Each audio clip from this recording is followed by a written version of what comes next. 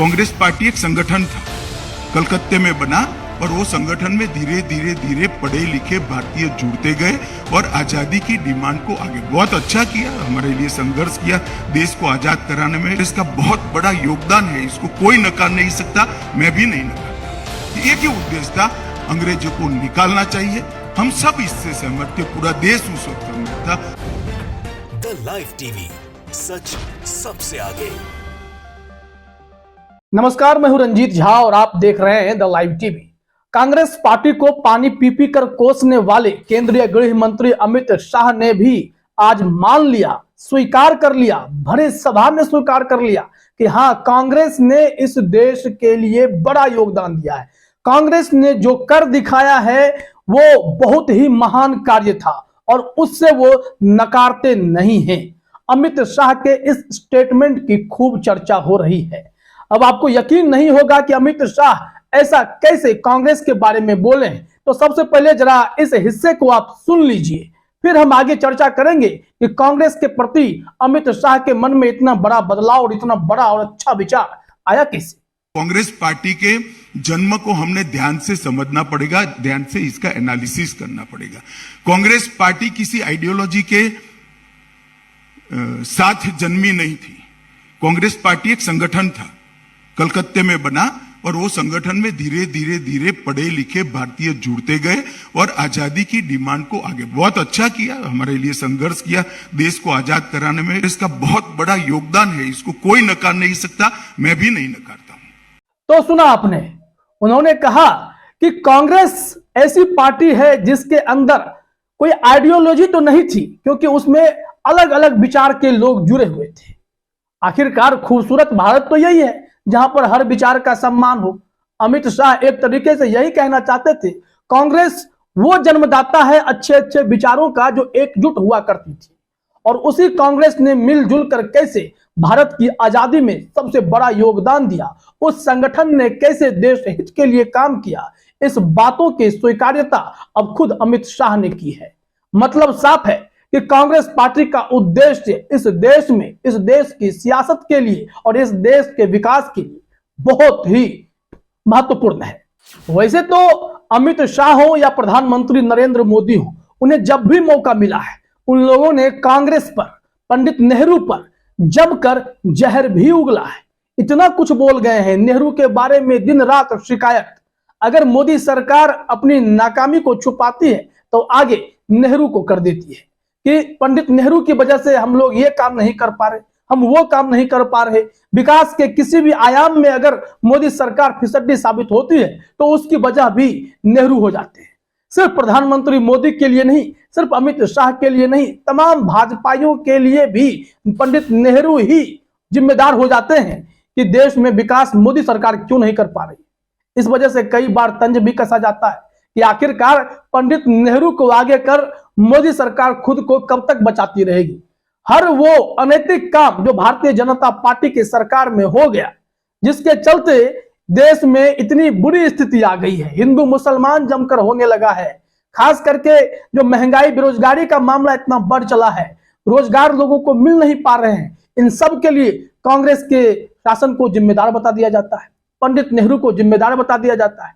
तभी तो मनोज झा ने भी कहा था कि बीजेपी वालों ने सिर्फ और सिर्फ रिसर्च पंडित नेहरू के ऊपर किया है और नेहरू आज भी वो दीवार बनकर खड़े हैं जिसे फांदने की कोशिश भारतीय जनता पार्टी हमेशा करती है, लेकिन सफल नहीं हो पाती है।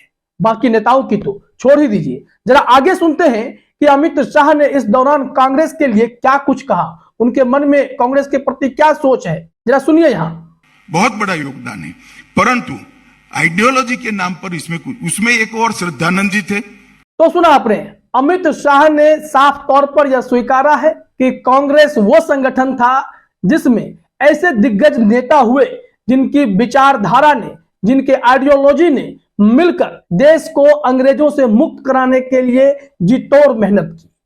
कांग्रेस का आजादी में सबसे जबरदस्त योगदान है, लेकिन इसी कड़ी में अगर पूछ दिया जाता है कि आरएसएस का क्या योगदान है और संघ के जुड़े जो भी लोग हैं उन सब पर जिनके लिए महिमा मंडन किया जाता है, चाहे वो हमारे बीडी सावरकर हो या फिर अलग अलग नेताओं के नाम हो, किसने इसके लिए इतना बड़ा योगदान दिया जितना कांग्रेस ने दिया, वो अगर कोई बता दे तो समझ में आएगा। लेकिन बीजेपी वालों को यह बुरा लगता है। और आज अमित शाह भी कांग्रेस के लिए जो वचन बोल रहे हैं वो बेहद अनमोल है। इसे तो जरा नोट करके रखना पड़ेगा कि कांग्रेस के बारे में अच्छी सोच भी भारतीय जनता पार्टी की है।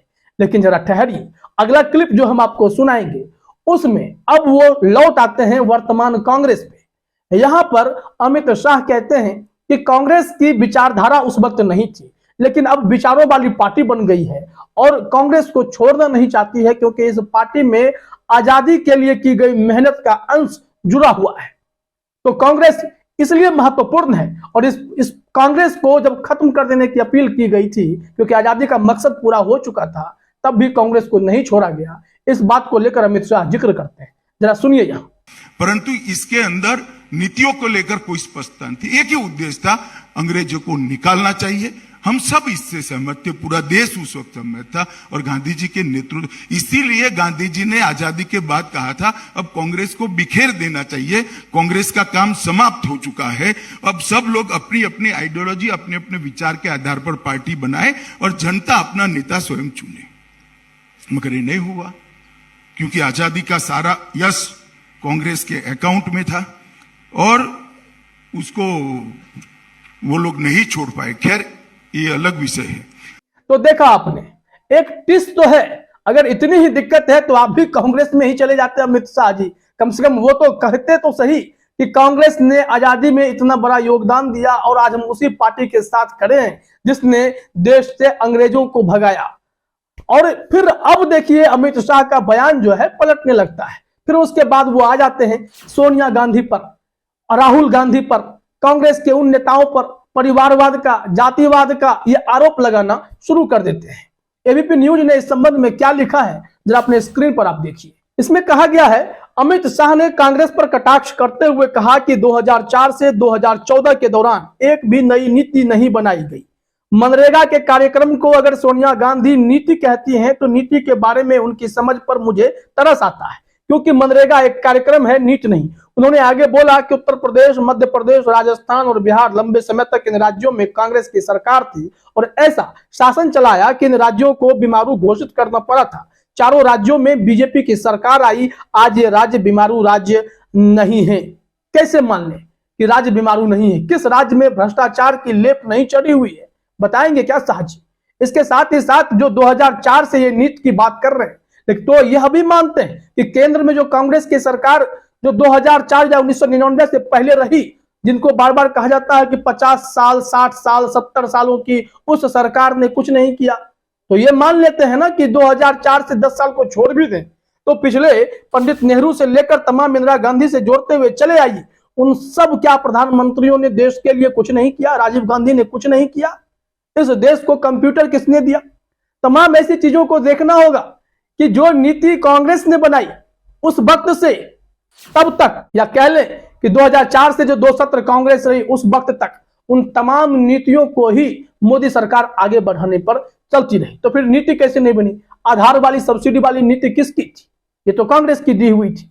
तो ऐसे में ये अमित शाह का बयान यह भी कहता है कि एक और अंदर से खुन्नस तो है, जलन तो है। अमित शाह ने अपने भाषण में यह भी कहा परिवारवाद की बात। तो परिवारवाद क्या भारतीय जनता पार्टी में नहीं है? क्या अमित शाह के बेटे जय शाह को हर वो पद नहीं मिल रहा है?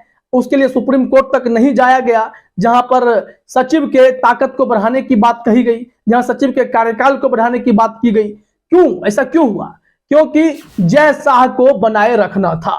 एक वो व्यक्ति जिस पर कन्हैया कुमार कहते हैं कि क्या वो यूपीएससी पास करके गया था क्या? ये सवाल तो पूछा जाता है। परिवारवाद की बात करते हैं, किस सांसद का बेटा टिकट लेकर चुनाव मैदान में नहीं उतरा है भारतीय जनता पार्टी में? से तमाम नेताओं की लंबी फहरिस्त है जिन सब ने ऐसा ही कुछ किया है। तो ऐसे में अमित शाह का कांग्रेस पर टिप्पणी करना, अच्छी बातें जो उन्होंने की हैं वही कांग्रेस का असली सच है। आज भी कांग्रेस भारत के निर्माण में योगदान कर रही है, इसलिए राहुल गांधी तो देश भर में पैदल चले, वो भी बिना किसी राजनीतिक मकसद के, लोगों को जोड़ने के लिए। कांग्रेस ने देश को जोड़कर अंग्रेजों को बाहर भगाया और फिर अभी भी कांग्रेस देश को जोड़ने की कोशिश कर रही है, क्योंकि 8 सालों में जितना नफरत बांटी गई है उन सब को मिटा देने का भी काम, मोहब्बत का पैगाम देने का काम राहुल गांधी कर रहे हैं। तो कांग्रेस के लिए इससे अच्छी बात और क्या हो सकती है। जो दिन रात पानी पी पी कर कोसते थे, आज कांग्रेस की बड़ाई कर रहे हैं। फिलहाल इस वीडियो में इतना ही। आप सभी का हमसे जुड़ने के लिए बहुत बहुत धन्यवाद। द लाइव टीवी, सच सबसे आगे।